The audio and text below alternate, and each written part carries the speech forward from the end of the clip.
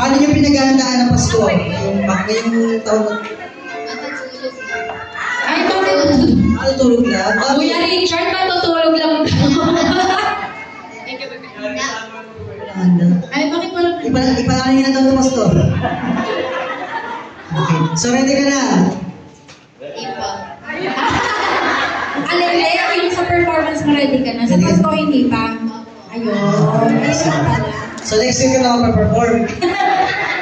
Okay, ngayon na. So, once again, give it up for... Once again, give it up for Ryzian.